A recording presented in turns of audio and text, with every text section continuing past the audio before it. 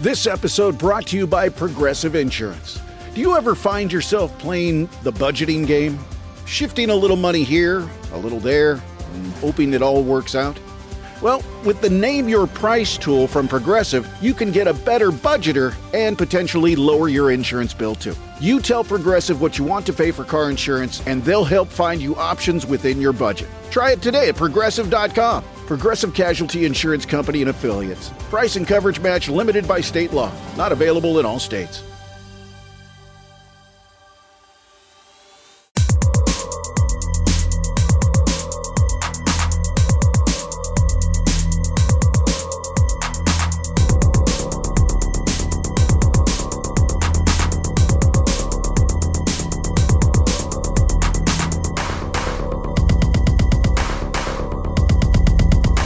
Ladies and gentlemen, boys and ghouls, Creepshow time is here. That's right, we're talking about the lonesome death of Jordy Verrill on Kill by Kill.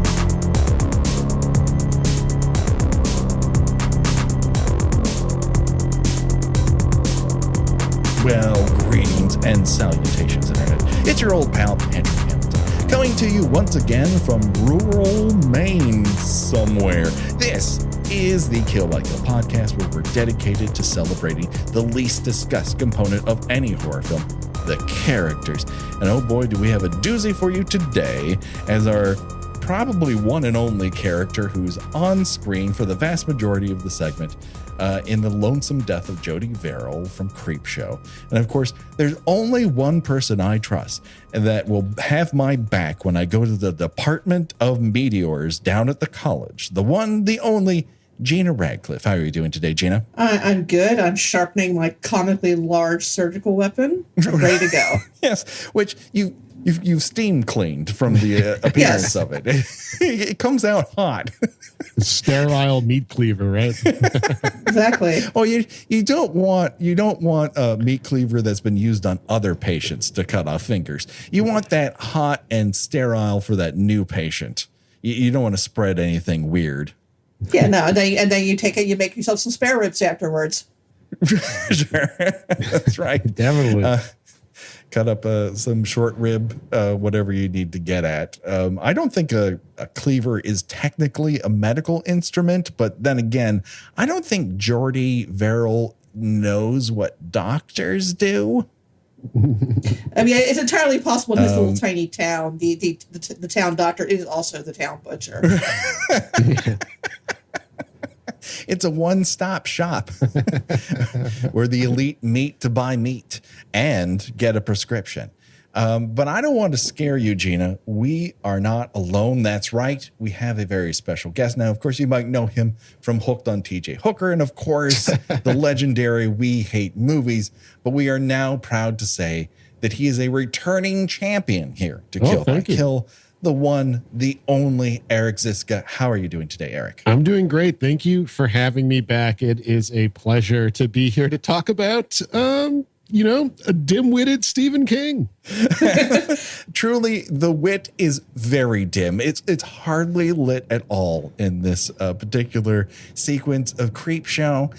We'd be remiss if we didn't ask, Eric, what was your first experience with Creepshow in total? Oh, my Lord. Now, what's funny is I for some reason, I didn't get to this till way late. I think sometime in like the 2010s, I was, kicking back some sauce, sort of like Jordy Verrill likes to do. And this was on television one night, and it was sort of a blind spot that I'm glad I rectified. There are good moments, there are great moments in this movie. Yeah. And this ain't one of them, from my opinion. Your results might vary. Yes. I'm sure there are people who this is the mountaintop when it comes to Creepshow, but that is not true of me. I'm sorry. I find this a wild fucking swing. I mean, I know they're going for one pure comedy segment, but I can't wait to get there. Eventually, you will hit something that will make you laugh intentionally, I'm sure. But yes, when it comes to the way the structure of this goes, it starts good, it gets terrible, and then it really climbs out of that valley and just keeps going higher and higher, higher.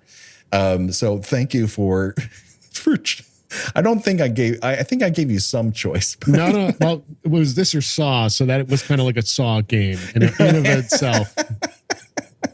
I think you chose wisely. I think it's getting harder and harder to find Saw guests. So it's one of those things people hear about and they're like, do I really have to watch the film? And like, yeah, that's the bit. That's the only bit that's in a Saw's Giving episode. You have to watch the movie. But let's get to our own torture device, and that is the lonely death of Jordy Verrill. A bit of backstory here. King originally published this short story in the men's magazine Cavalier in 1976 under the title Weeds. And the story, because I read the PDF of it, because it is not available in any collection. And apparently, he doesn't want people to remember this exists, and I wonder why. The story plays out almost exactly as it does in the film, only it's a bit more explicit when the grass starts to grow on Jordy's dick. Oh, you could have used that. It's really the one thing missing here is a close-up of Jordy's green mossy dick. Yeah, I appreciate I appreciate they left that up to the viewer's imagination. Honestly, yeah. I mean, I guess you couldn't get away with it in a horror comic at the time, so perhaps you can't really get away with it now.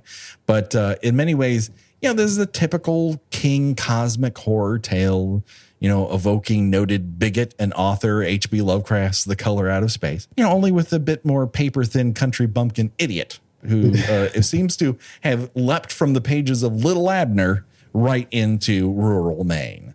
And every time I say rural, I fear I'm also going to say juror as badly as I say rural. Oh, the rural juror. Yeah, no one can say the word rural. Just to say the word rural, it kind of sounds a little vomity, kind of sounds a little dental surgery. Yeah, like rural. Exactly.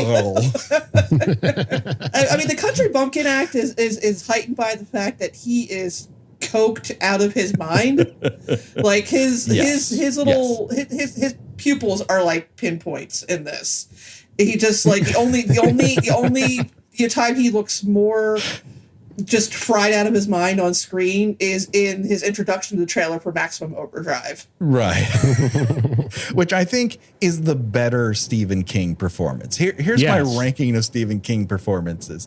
The trailer for Maximum Overdrive, the segment in which he has a tiny soda cup in It Chapter 2, everything else he's ever appeared in, including Knight Riders, where he eats a hoagie sandwich, and then this. This is terrible. Yeah, it's just Stephen King. He's not, he's a gifted writer, sure. Acting, not so much. Yeah, I want to say for the record, I love Stephen King. I've read his works for decades, and I return to many of his novels, and I also love Creepshow. Everyone will hear how much I love various elements of Creepshow throughout this 5-part series. But I think it is a very good movie because it absolutely knows what it wants to be and how it wants to be perceived. It is intentionally designed to be cartoonish and outlandish. A horror comic come to life, so over the top that it's very much the attitude that it wishes to cruise at. And that said, the lonesome death of Jordy Verrill may be the worst thing that either Romero or King has ever committed to celluloid, and that includes the music video for Pet Sematary. Well, see, I first saw this when I was a kid. I think I actually saw it in the theater, so I would have been like 10 or so, and I just remember thinking that this was just the height of comedy. I mean, the whole meteor shit that just like. I was like, this is great. It's not going to get any better than this, which is, as opposed to They're Creeping Up on You, which I was only able to actually fully watch about 5 years ago. Because every other time I would just like, nope, I'm going to look away now because that part's coming up. And then of course you watch it and it's kind of fake looking. And I was like, well, what was I afraid of? But this one was like, when I was a kid, this was my favorite segment. And then I watched it as an adult. I'm like, all right. It's a lot. Well, alien stuff's exciting, Yes. Mm-hmm. And it's like I kept wondering where this is going to go. Then it grew the plot, but not enough. It's very small scale in comparison to many of his alien fare. Have you guys covered Dreamcatcher on the show? Yes, we have on We Hate Movies years back. That's a fun one. It's a fun, not so great one, but it's a fun one. I haven't read this story, though, to be fair. Avoid. It's not one of his better ones. He goes hard in the paint for the weird little language things and Duddits is about as bad in that as he is in the movie. So it's not a great one. It's not one I come back to. Got it. As much as I love his books that have it connections in them, he seems to have a real bad record when it comes to alien related books that have it connections in them, because that and Tommy Knockers both have the feel of you need to stop whatever drugs you're taking. And in Tommy Knockers, it was, I think he was off of cocaine, but drinking heavily. And in Dreamcatcher, he's on opioids from being run over by a goddamn van. And you can just tell like the entire thing, you're trapped inside of his head, in which he's like, I need to get off these drugs. And you're like, I wish you would get off the drugs too. And I could stop reading this book, but I read it all because I'm a glutton that way. But this story in particular feels like revenge against one in particular non-greaser bully from his past who tormented him in school or life.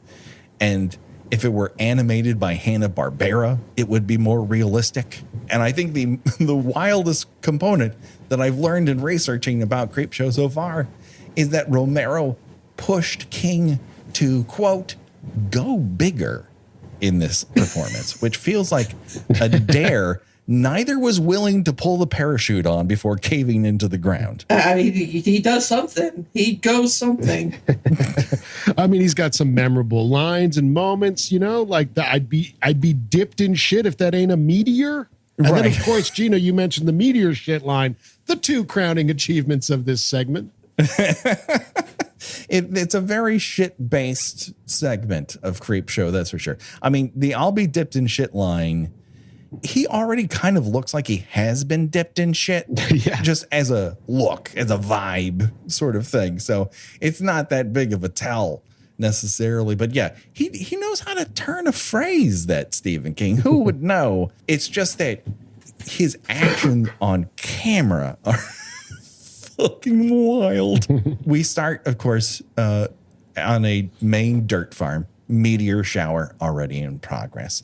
A very animated meteor shower leaps from the sky straight into the ground, and Jordy resounds with a holy oh Jesus, which again, another word combination with a swear that Stephen King has a way with words. Yeah, that sounds like something right out of one of his books. Yeah, and he's got a way of depicting, I guess, the poor or farmers, or it is a wild characterization here. Yes, again, it feels almost personal, like he's seen someone like this and been irritated by someone like this and has decided to devote an entire performance about it, like make him as dumb as humanly possible. And one of the elements here, and we talked about this when we covered the Blob remake, but I'll reiterate it here. The first rule of finding a meteor is don't touch the meteor. Never touch the meteor. Not with a stick. Definitely not with your fingers. Just don't just leave it. Leave it. Very bad. Don't do it. Would not recommend. Call your local sheriff's department and get that racist asshole to touch the meteor. Don't you touch the meteor. Let some authorized authority touch the meteor, for Christ's sake. But then you can't sell it to the college boys up the road. Right. By the way, I love that sequence when he has that vision of selling it, and even in his vision, it's like $50, and then it goes up to $200. It's it's really illustrating how dummy this character is. Yeah. He immediately goes, "Oh, I wonder, what it will, what the Department of Meteors will pay for this." And he immediately starts licking his fingers in desire.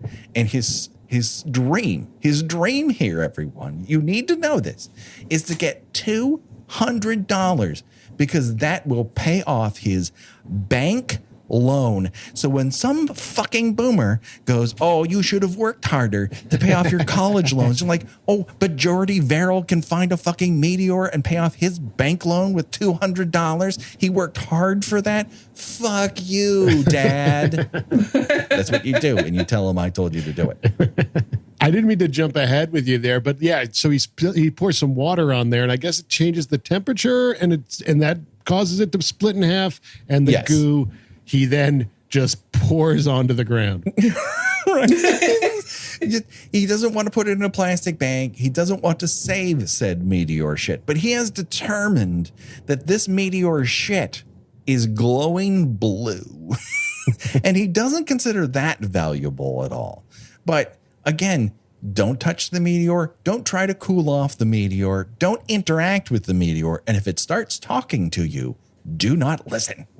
Just don't. I also like when he laments, like, "Oh, that who's going to want a broken meteor now?" Like, like you ever see a rock and it's like, "This is a broken rock off another rock." Like no one knew that it didn't land and break open. Like, what is the difference between two halves of a meteor and a whole meteor? Fucking nothing. Take it to two colleges' departments of meteors and sell them both for $200. That's how you do it, Jordy. What are you trying to pull here? This is a broken meteor. Right. Well, of course, his breaking the meteor leads to the iconic line, "Jordy Verrill, you lunkhead." Yeah. Which he repeats over and over and over again. I mean, over the course of his career, King has breathed life into all sorts of complete shit heels.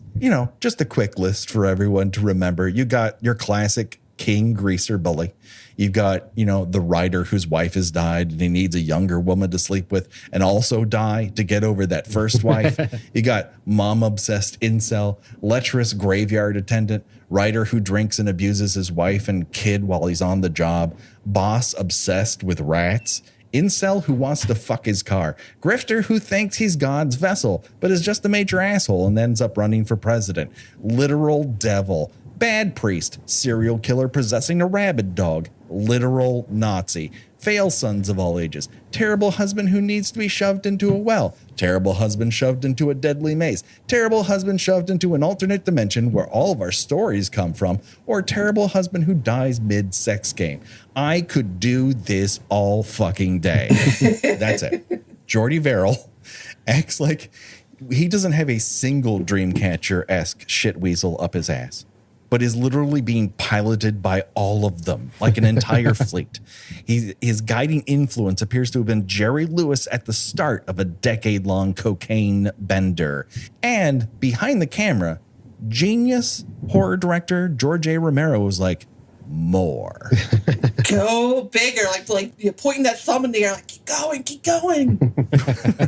You're not acting enough like a human scarecrow. Just slap your face more. Get more cross-eyed. Like King, like some people on camera, they don't know what to do with their arms. But for Stephen King, that extends from eyeballs to fingertips. Oh, yeah. Those eyeballs, my God. They're walking out the door. All of his reactions appear to be Wile E. Coyote in the middle of that 10-story drop.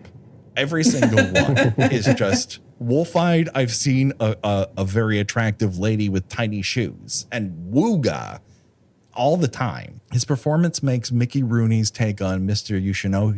Unashoni in Breakfast and Tiffany's look tempered, yet more racist. I don't know. It's a conundrum.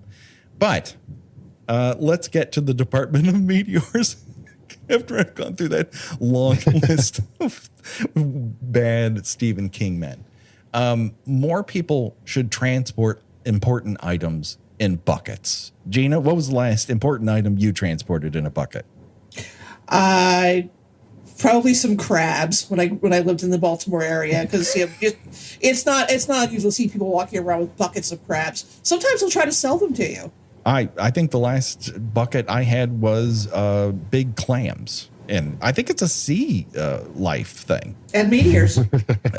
Surely this is how Trump moves top secret documents from one golf course to another golf course / graveyard. Right. Buckets, everyone. I 100% believe that like buckets and igloo coolers. Yeah, that's right. Buckets are actually the most luxurious way to transport top secret documents. This is the most beautiful bucket you've ever seen in your life. It's a golden bucket, and I don't just say that because Ivanka pissed in it. The know-nothing Democrats want you to believe that you can't transport top secret documents in buckets, but they're wrong. You got to throw what many people are saying in there. Sure, you could wait for a meteor to cool down over time, but it's better to throw water on it, get that bucket full of meteor into the Department of Meteors. Yeah, immediately. They want them fresh in the middle of the night. Just get in there. Right. And luckily for all of us, I think this might be my favorite part of all the weird parts of the Department of Meteors. And that is that the Department of Meteors has a lockbox full of mad money cash, mostly 5s and 10s. It's their laundromat money or something. It's Department of Meteors / campus laundry room attendants, and they're collecting the money from the change machine all the time. Well, they're out ordering laboratory supplies, and it's still like, back when you could do COD. Right. Oh, that must have fucking sucked to be a mailman, and then you're like making change for some podunk guy who's ordered X-ray specs from the back of a comic book. I need to see through this woman's clothes, but I didn't want to send a check. That's not something you want in writing. He dreams of this, and then now that it's broken, he has another dream about it, in which the Department of Meteors guy is like, this doesn't do anything for me. It's 2 halves. And he's like, oh, I've ruined my shot at paying off my $200 bank loan. But this is really the start of the horror, because, and I want to, get this quote out there from Stephen King. I recognize terror is the finest emotion, so I will try to terrorize my reader, but if I find that I cannot terrify them, I will try to horrify, and if I cannot horrify them, I'll go for the gross out. I'm not proud. This segment is all gross out, and it starts with the white blisters on his fingers. Those are gross. Oh, God. Yeah, no, please. Yeah, I don't need close-ups of that. And then it gets even grosser. He watches wrestling on television. I think there are many strengths to Creepshow, but I think it's, I think one of the detractions from it is the music. Here, you get all the dramatic shades of an episode of My Three Sons. Yeah. It is a little like.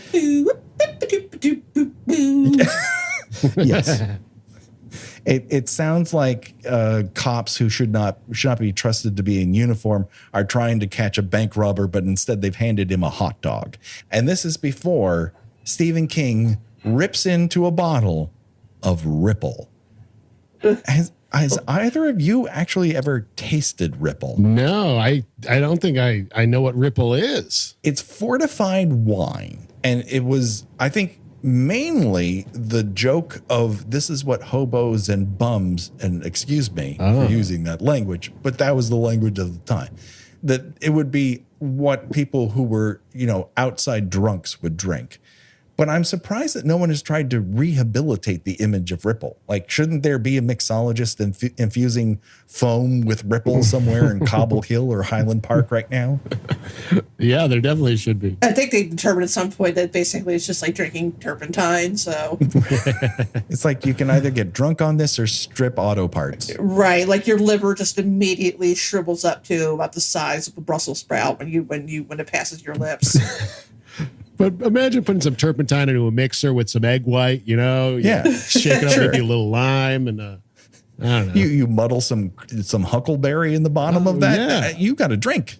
I do enjoy the fact that when he takes off the screw-off cap, which all I can think of is Steve Martin in the Muppet movie, when he takes the cap off the wine and says, "Would you like to smell the cap?"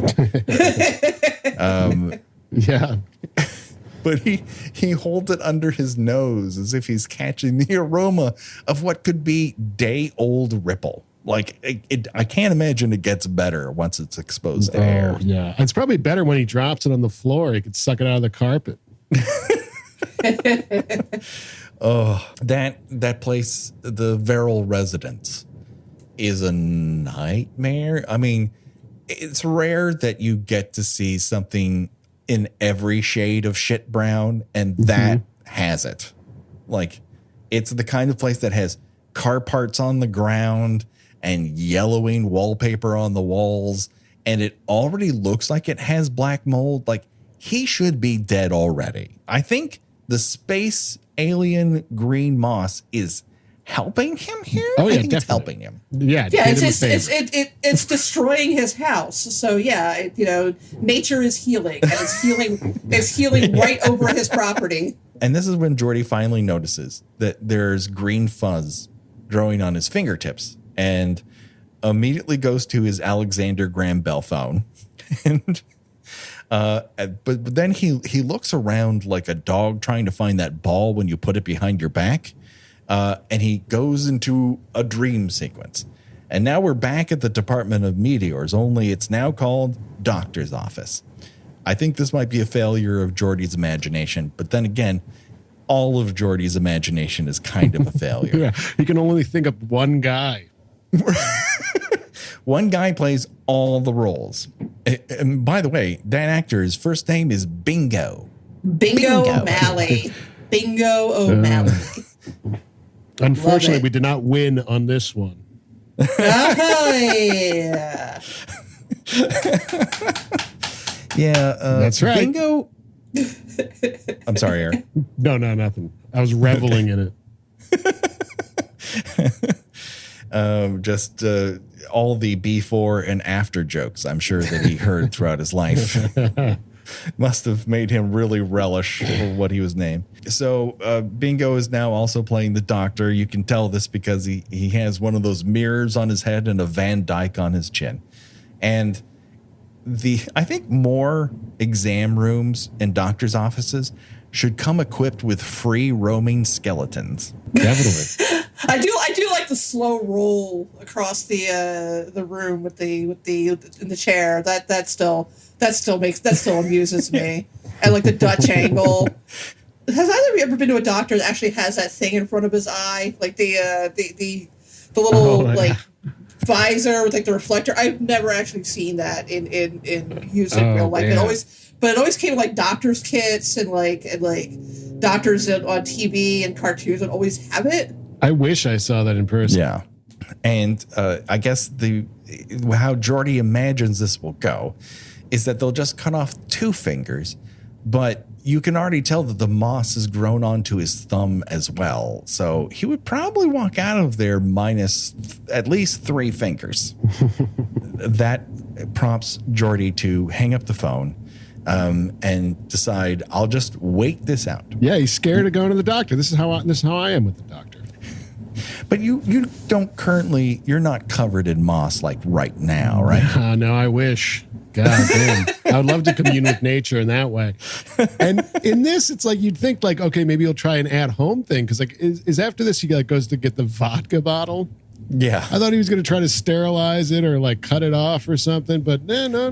It just needs a screwdriver immediately. Yeah, you think just get out a cheese grater or something just to see what happens. Yeah.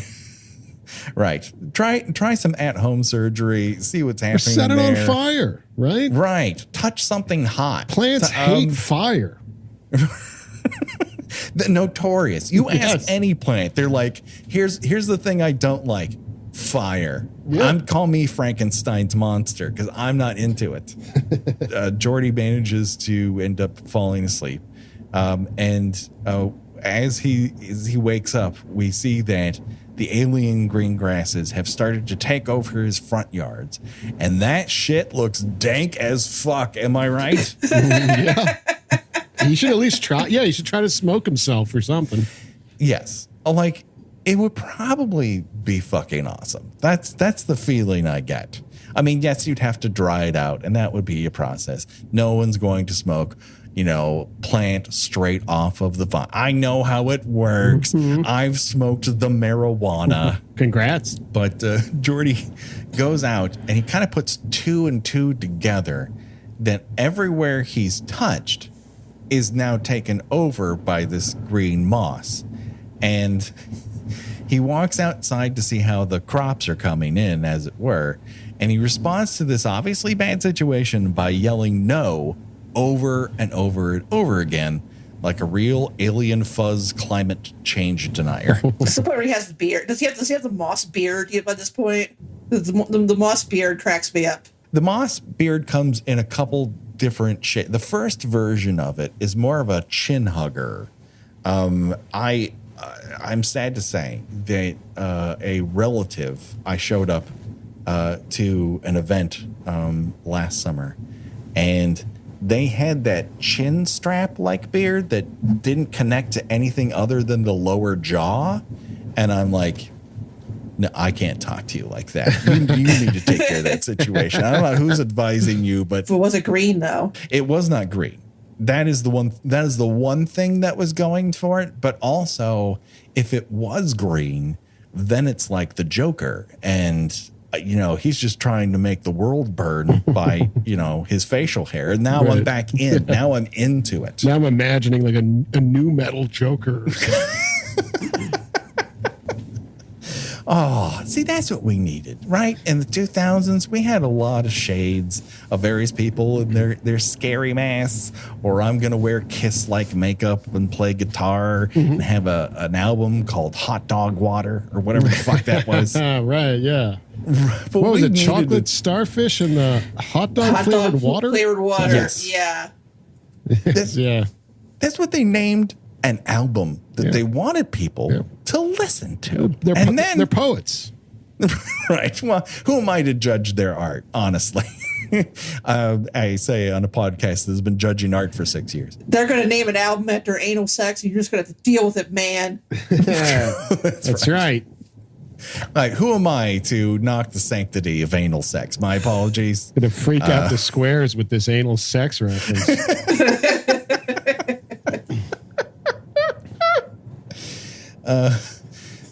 For those of you wondering what the movie is on television, where the grandma who's complaining about how they were sweltering in the summer and freezing in the winter, that's a monologue from How Green Was My Valley. So start your laughter here, everyone, because you would need to know that in order to get that joke. It should be noted here that King did suffer for his art and all of our entertainment. He had constant allergic reactions to the grasses and moss that he was forced to wear on his skin, and needed to be given several shots of cortis. It's a steroid. I can't pronounce it. Gesundheit. Yeah. I'm assuming by this performance, it affected him greatly. Well, that and the cocaine. But the combination of steroids and cocaine produced this performance. So that's a real say no to drugs ad right then and there. I mean, it just makes me itch. It makes me itch to watch this movie. Like, I'm just like kind of like like scratching at my arm and like smacking it and all. And the way he itches his back. I mean, I think it's part and parcel of the whole deal. One of the components of the book, or I won't say book, the short story, is that the grass actually reaches into his brain and starts talking to him and telling him that he's itchy and telling him bad things to do next. And the movie's like, oh no, we don't want something silly like grass talking. We'll just have him like walk around bug-eyed the entire time and dump 3/4 of a bottle of vodka into a pitcher of Tang and stir it, because you want to make sure that's mixed. It sort of suggests that the grass is driving him to get into the water, because he kind of stares at it and it kind of sparkles like he's like mesmerized by the water. Yeah. So I sort of feel like maybe that's Yes. kind of implying that the grass is driving him to do that. It is sparkling. It's almost as if like the entire Saturday night crew at Spearmint Rhino has taken a bath in that bathtub. It's just water and free floating glitter. Jordy ends up taking a booze nap after all that alcohol. And he wakes up to discover that he's grown even more, even downstairs. Yeah, now he's starting to look like Jim Carrey's The Grinch at this point. Right? Yeah, he's got like a ZZ Top level beard now, made out of moss. True. Yeah, he's kind of like a jolly green Sasquatch. Mm-hmm. And he draws himself a bath, and lo and behold, the visage of his father, again played by Bingo, comes to visit him, dressed like old timey, I guess. yeah, he just kind of dressed like Reverend Henry Kane from Poltergeist 2. Oh, or yeah. Sharp any of your dressed various fella. children's of the corns. And he's like, hey, fuckface, don't get in the water. That's what it wants. Okay. Yeah. This isn't like Brawndo, which is what plants crave. These plants really crave glitter water. Yes. Don't get in there. It's great because ghosts obviously would know the motivations of alien shit because they're both from the heavens. Yes, true. Are aliens and ghosts communicating beyond the borders of our imagination? Wouldn't that be great? That would make like the threat of death so much more, like, okay, I could talk to aliens up there. You'd finally get to know why all of their spaceships look like saucers. Like, why is that shape? What I'm you just went thinking for? of Bill and Ted's Bogus Journey because that alien station gets up into heaven at some point. Right. Exactly. That's sort of dressed like every Hellraiser dimension. It's very velour blind driven as an aesthetical choice. Yeah. I think you would get a lot more play at churches if you're like, listen, heaven doesn't exist, nor does hell, but you do get to talk to aliens. So is this what Scientology is after you pay all that money? it's true. I may be trying to resell Scientology to people. My apologies. You should start I was a gonna new, say, like, are you like- recruiting? No, do a breakaway sect. Christianity has so many of them, right? Like Sure. the current Scientologists could now be the Orthodox Scientologists, Right. and you do like I the could be new reformed. Yeah, exactly. Exactly. You don't follow people with cameras and stalk them and whatever. No. Whatever other crimes the church has committed. Right. Yeah. I mean, I'm still going to lock my wife away where no one can see her for decades. That goes but without saying, yeah. I mean, that's coming with. But maybe you don't hold on to 2 metal tubes. Maybe we make them hot dogs. I don't know. Something festive and fun. Something we can all enjoy. I don't know how Scientology works, other than the fact that I went through a couple rounds of improv near the Scientology Center. I wish them the best, though. Yeah, sure. No, everyone in Scientology, you have our full endorsement here at Kill by Kill. That's right. Not Not me, though. You guys. No, they're good. They're good. No, be on the right side of history. I also noticed something in Jordy's bathroom that I wanted to discuss, and that is he has a lot of nudie mags for one bathroom. It's like a kind of lending library. What of else is he nudie going? mags. What else is he going to do with his time? He's going Thank to you, Gina. he's going to watch wrestling, and then he's going to look at porn. Sure. Not much has changed, has it? He's a simple man, Patrick. He has simple needs. My barber growing up in Montrose, California, had a rolling cart that had normal your Sports Illustrateds on top, but the bottom half of the bar cart here we go. had nudie mags. Which ones? What kinds? I distinctly remember Playboy and Penthouse. Not that I. so Full the classy ones then. Oh, the classy ones. Yeah, top shelf. Right. It was things with artful shadows. You're not seeing inside, you're seeing outside stuff. Uh-huh. Not that I got to grab any of no it. chocolate starfish on that one. Right. Maybe the occasional hot dog water. I mean, who's to say? Sure. I didn't take notes. But here's where we get to a bit of a a bit of trivia that has crossover with Eric's other show, We Hate Movies. Now, a very important part of the We Hate Movies universe is the Gleep glossary. Right. And according to some, King carried around an action figure of Greedo for good luck during the filming. That's awesome. I do that. I have one right here with me for good luck right now. And how does Greedo feel about being included in this particular segment of Creepshow? How does he feel? Wow. He probably wouldn't like it. It is probably the only segment of Creepshow that features, at least undercover, Cubert mouth, which is my favorite description of Greedo I've ever heard. Mm-hmm. Now I'm wondering if Stephen King ever tried to practice Greedo's dialogue like I used to do. You know, like Uta Guta Sam Bichele Manichaskimio Manichiz.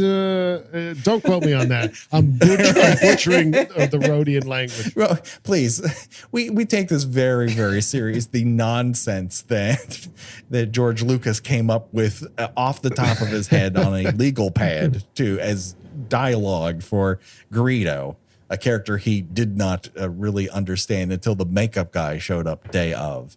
Or was Greedo one of the, I can't remember this, because that sequence was filmed twice, one with a lot more humans in it. And then they're like, oh, there's too many humans in this. We need some crazy aliens. And then one guy's like, I got a werewolf mask. He's like, bring it. Oh, man. Bring the devil guy. Bring all of them. I love the devil guy. Love the devil guy. The best. Yeah.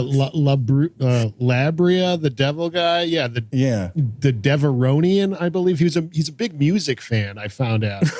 On the Gleep glossary, which is what you were referencing, our Star Wars sideshow on We Hate Movies, where I read character bios to the rest of the guys and we have fun with it. And yes, we learned about not only is the devil guy a music aficionado, he's also a war criminal. I think those two things go hand in hand. Yeah. The duality of one's personality. Of course. Yeah, you don't want to just be a war criminal. Sometimes you also want to be able to know the entire track listing of the Chocolate Starfish and Hot Dog Water, or whatever the fuck that album title is that I still don't remember and refuse to learn. Yeah, that was in his collection, and Figuring Dan and the Modal Nodes.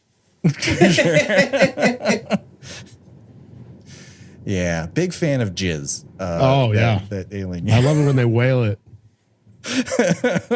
Oh God, Jizz. Oh, jazz in the Star Wars universe is Jizz. It's a fun movie. It's a fun movie. People should watch it. I don't know if they should get into it or really be fans of it, but I think you should watch it. And this is when Jordy, after hearing his dad tell him, "Don't get in the fucking tub, you idiot," is like, well, I'm a goner already. And like so many Friday the 13th victims we've talked about, Gina, Jordy has hit the it's been a good run stage of his life. Yeah, and I think that's where the problem with this segment lies, is that he kills himself. That's sad. It almost feels like he could have just killed himself getting into the tub, but we have to have that added thing like, no, he killed himself. See? Yeah. It is worse in the short story. So in the short story, the grass, he dry fires the shotgun. There's not a shell inside. And he's like, I don't have eyeballs anymore, so I can't find where the shotgun shells are. And the grass goes, oh, we can find it. We know where everything is in the house. We think you might taste better dead. Like, oh, fuck. Like, even this grass hates you. This is how much he hates Jordy Verrill. Like, grass hates you. So when he wakes up, he's got, he takes off his shirt. We learn that he has serious back moss. That's another delightful component of this.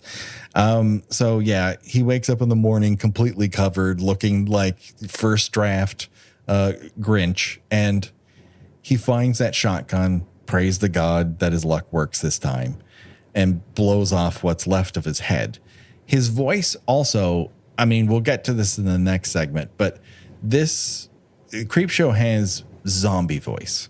And so he reaches zombie voice levels. I guess the moss is inside of his throat. It's very, very wet. It's very wet sounding. Yeah. But in the next segment, we'll get more wet zombies. So if you, I'm gonna rural if you guys keep talking like this. So yeah, that's pretty much the lonesome death of Jordy Verrill. I mean, he dies. The TV says the forecast for the next days is like plenty of sun and then plenty of rain. So farmers are going to love it. Everything's going to grow like weeds.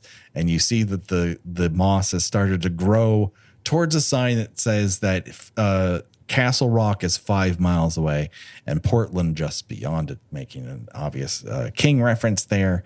So yeah, this is one of King's many apocalypses that happens in this one.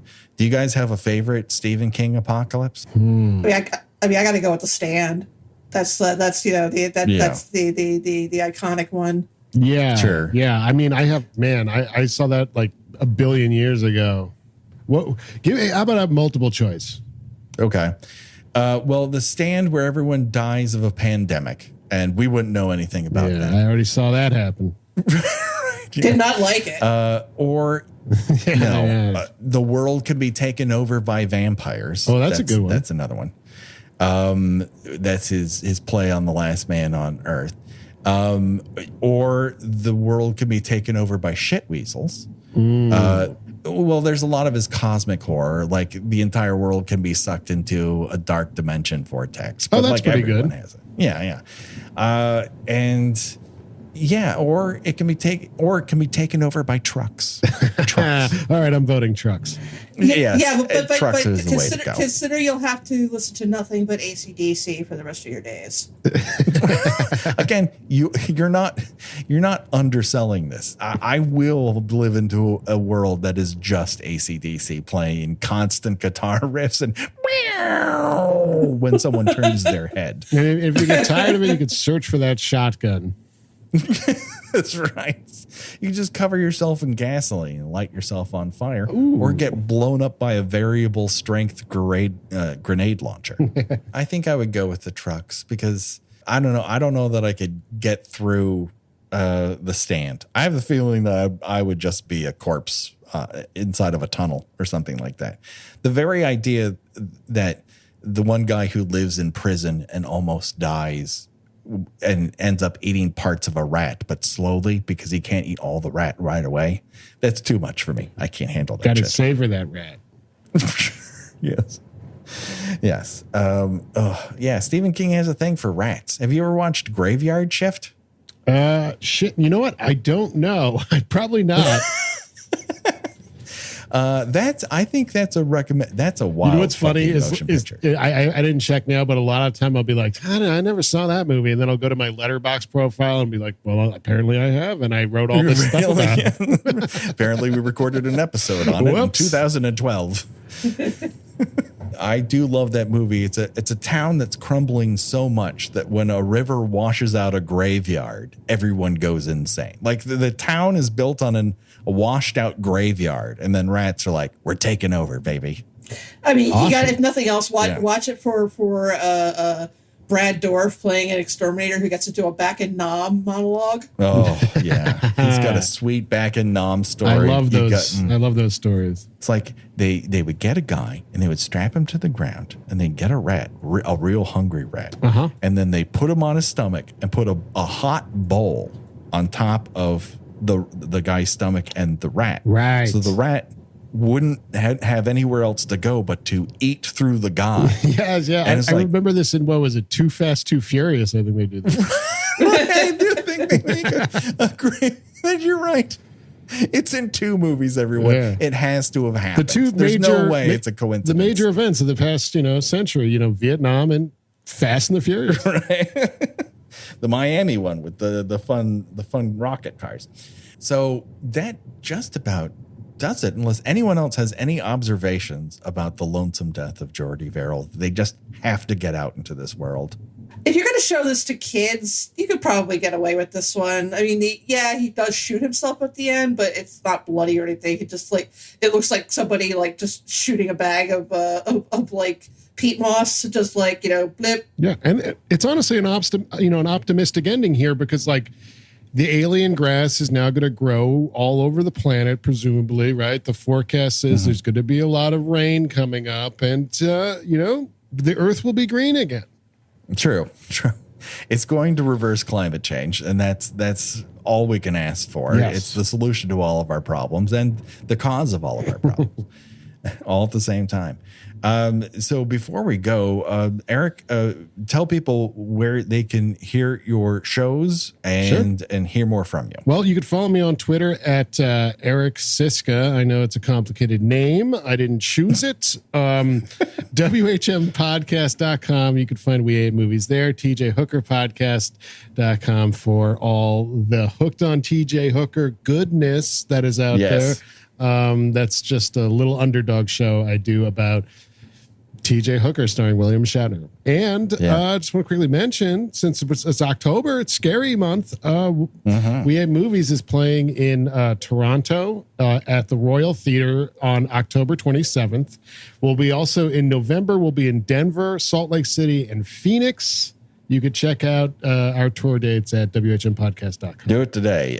Gina, where can people find you on these here internets? I write about movies and television at thespool.net. By the time this goes up, I will have reviewed the movies Blonde and Goodnight Mommy and probably a whole bunch of stuff for Scary Season in October. And I am on Twitter under Gina Does Things. Do it today. People, check it out. Josh Hollis does all of our artwork. Revenge Body does our themes. Go to Revenge Body Memphis at bandcamp.com for this theme and all of our remixes. And of course, you can find us on the socials. Rate and review us on iTunes or your podcatcher of choice. Join us on Patreon for lots of fun stuff where we are covering various movies. We've talked about every Halloween movie. And we survived that. What will we be doing at the end of the month? You will find out soon. And of course, next week we'll be back with the next segment of Creepshow, Something to Tide You Over. Great one. Which includes Ted Danson and an actor using a fart machine as his motivation. So you have that to look forward to. But thank you, everyone. Listen to We Hate Movies. It is fantastic. It is one of the core bad movie podcasts in the world, and more people should be listening to it. Too kind. It's the absolute truth. But until then, for myself, Gina, and Eric, bye-bye, everybody. Bye. Bye-bye. The